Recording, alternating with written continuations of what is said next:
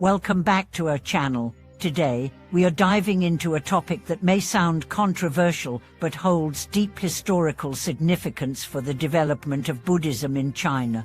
Have you ever wondered why, after the Southern Song dynasty, there seems to be no true Bhikkhu monastic disciple left in Chinese Buddhism? A statement made by an elderly monk may challenge everything you thought you knew about the continuity of Buddhist monasticism in China. This startling claim, since the Southern Song dynasty, there have been no true Bhikkhus in China, was revealed by one of the greatest Buddhist teachers of modern times, Master Hui. His words sent shockwaves through the Buddhist community, especially considering the fact that he wasn't just a casual observer, but a scholar deeply familiar with the Buddhist monastic code and history. What did he mean by this? And how did this affect the course of Buddhism in China? In this video, we will explore the meaning behind this claim, the significance of the Bhikkhu ordination, the gradual erosion of monastic traditions in China, and what it tells us about the state of Buddhism in the country today.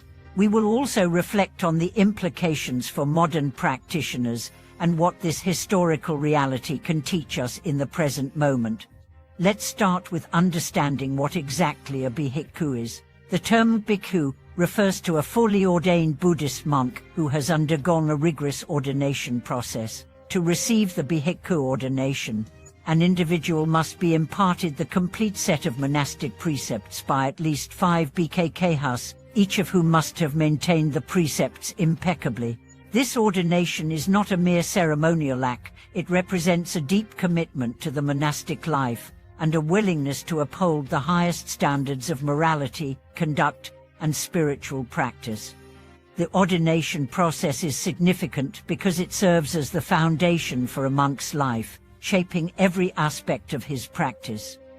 However, during the Southern Song dynasty and beyond, China's political turmoil, social upheavals, and the subsequent weakening of Buddhist institutions led to a breakdown in the traditional ordination process. As a result, many so-called monks received their ordination through incomplete or improper procedures, which led to a significant degradation of the monastic standards.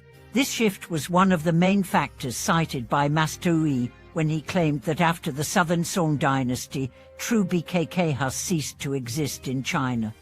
In the centuries that followed, the monastic system continued to face challenges. The transmission of the full set of Bhikkhu precepts became increasingly rare, with some temples and ordination platforms focusing more on formalities and less on the rigorous standards required for true ordination.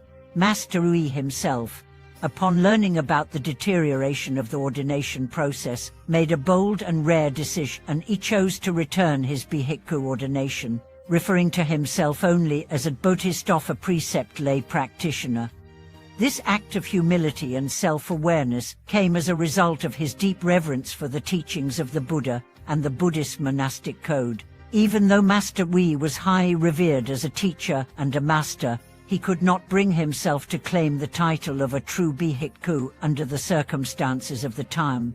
Instead, he humbly called himself a lay practitioner with Bodhisattva precepts, indicating his awareness of the weakened state of Buddhist ordination as in China. But does this mean that Buddhism in China was doomed? Does it mean that all monks today are not true monastics? The answer, of course, is more nuanced. While it is true that the traditional Bhikkhu ordination process was severely damaged, the teachings of the Buddha still endure. Master Hui himself emphasized that even without the complete transmission of the Bhikkhu ordination, the essence of the Dharma, the practice of wisdom, morality, and meditation remains. The true path of a practitioner is not about the external form, but about the internal transformation and commitment to the Buddhist path. In today's world, we may no longer find many fully ordained Bhikkhus in the traditional sense, but this doesn't mean that the path of liberation is inaccessible. Buddhism, especially in the modern era, provides a variety of practices and teachings that can help individuals advance on the path to enlightenment. Whether you are a lay practitioner or a monk, The most important aspect is not the title, but the practice itself. Just as Master Yi showed, a practitioner's genuine commitment to the Dharma can transcend formal ordination. As we reflect on Master Yi's words, we are invited to consider what it means to truly live the monastic life today. It is not enough to merely follow the external forms, we must embody the teachings in our daily lives, whether in a temple or in the midst of society.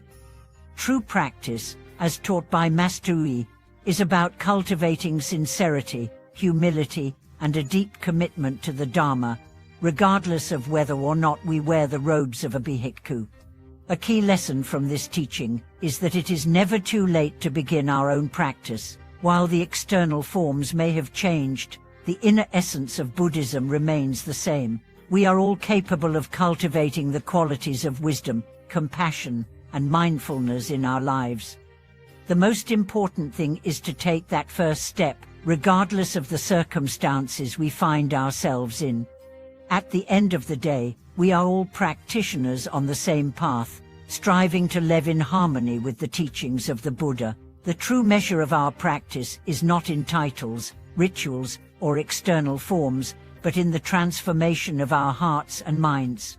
So, whether or not you are officially ordained, you have the opportunity to walk the path of liberation with sincerity and dedication. Thank you for watching this video.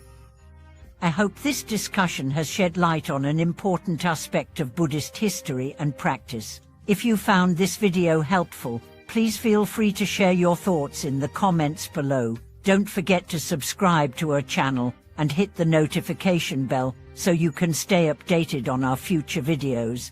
May all beings be happy, peaceful, and free from suffering.